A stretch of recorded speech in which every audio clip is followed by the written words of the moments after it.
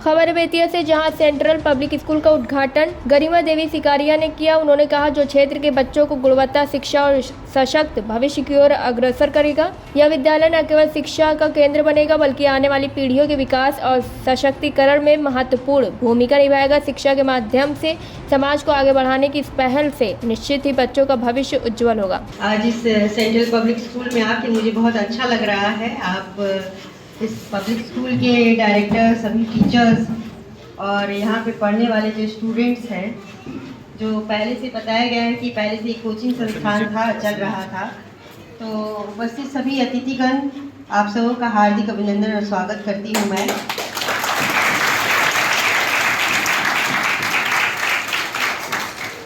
ये अबहर मजार अमवा मजार में पहली बार मैं आ रही हूँ और लोगों की उत्सुकता देख के बहुत अच्छा लग रहा है।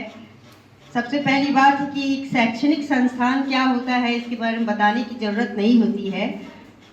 जो भी शिक्षा का संस्थान है, जो बिहार को इसकी बहुत ज़रूरत है, जिस शिक्षा का स्तर अभी बिहार में उठाना बहुत ज़रूरत है।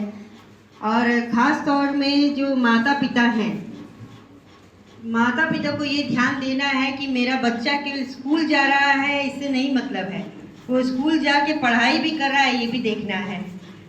और कहीं ना कहीं मुझे ये लगता है कि कहीं दूर दराज इलाकों में या कहीं ग्रामीण क्षेत्रों में इन सब चीज़ों की बहुत कमी है। जो पेरेंट्स, जो भी माता पिता अपने बच्चों को थोड़ा भी समय नहीं दे पाते, बच्चे स्कूल में जाते भी हैं और अभिभावक समझते हैं कि बहुत अच्छी पढ़ाई कर रहा है, लेकिन उसके बाद अगर उनसे पूछा जाए तो जिस क्लास में पढ़ रहे हैं उस क्लास के कोई सब्जेक्ट को भी वो नहीं पहचानते हैं। तो ऐसा नहीं होना चाहिए। शैक्षणिक संस्थान की उपस्थिति, शैक्षणिक संस्थान की मदद ये है कि वो अच्छे से अच्छा शिक्षा को बेहतर बनाए और अच्छे से अच्छा शिक्षक प्रोवाइड करे। शिक्षक जो हैं, जो बच्चों को अच्छे से ग्रूम करें, बच्चों को तैयार करें, उनका एक अच्छा भविष्य तैयार करें और जिनकी उसमें रुचि हो उसमें आगे बढ़ाएं। दोनों का ही योगदान है इसमें। लेकिन पेरेंट्स जो होते हैं, जो माता पिता होते हैं, खासकर से महिलाओं से मैं बोलना चाहती हूँ कि अब वो समय नहीं रह गया है कि आप केवल बैठ के मुखदर्शक बन के देखिए। अब समय है कि आगे बढ़ना पड़ेगा। आपको अपने बच्चों को भी कुछ अच्छा भविष्य देना होगा। जिस तरीके से आज का माहौल होते जा रहा है, इस माहौल में कोई ज़रूरी नहीं है कि आपका बच्चा किसी गांव से पढ़ रहा है, किसी शहर से पढ़ रहा है या किसी बहुत बड़े स्कूल से पढ़ रहा है। उसमें ज़रूरत ये है कि इस बच्चे की भावना क्या है, उसका लक्ष्य क्या है, उसकी लगन क्या है और साथ साथ में उसका आसपास का परिवेश क्या है। तो इन सबों को अगर अच्छे से तैयार किया जाए तो कम सुविधा में भी बहुत अच्छे बेहतर पढ़ाई हो सकती है। और आज के जिस हाईटेक दौर में हम लोग रह रहे हैं, जिसमें जितने भी यहाँ पे लोग हैं, मुझे नहीं लगता है कि किसी को ये जानकारी नहीं होगी कि कोरोना काल में हम लोगों ने किस तरीके से ऑनलाइन पढ़ाई की है। डिजिटल पढ़ाई का मतलब क्या होता है। तो अगर जो भी बच्चे पढ़ रहे हैं या जिनके पेरेंट्स थोड़े पढ़े लिखे हैं या उनके आसपास के लोग जो उस तरीके के हैं, तो ऐसे कई कोर्सेज हैं जिसमें ऑनलाइन कोर्सेज हैं जिसमें बच्चे पढ़ाई करके आगे भी बढ़ सकते हैं। उनके माता पिता की भी रुचि जग सकती है उन सब चीज़ों में।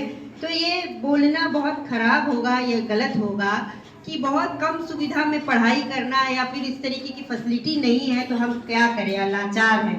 तो उस लाचारी को दिखाने से ज़्यादा ज़रूरी है कि अपने आसपास की जिज्ञासा को बढ़ाइए और साथ साथ में अपनी लगन को बढ़ाइए। ये भी ज़रूरी है कि जहाँ पे बैठे हैं, जब एकदम अंतिम समय आ जाए तो कुआं नहीं खोदना है, पहले से तैयार कर लेना है कि यहाँ पानी का स्तर कम हो रहा है तो हम कुआं खोद लें।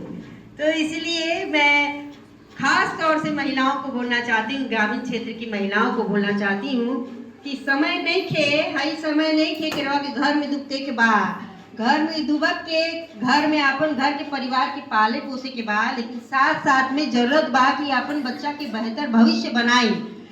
अगर बच्चा एक शिक्षा एक ऐसा माध्यम है कि जो आपके आर्थिक स्तर को भी सुधार सकता है, अपने मानसिक स्तर को भी सुधार सकता है, अपनी जीविका को बढ़ाने के साथ साथ अपने सामाजिक स्तर को भी उत्थान कर सकता है।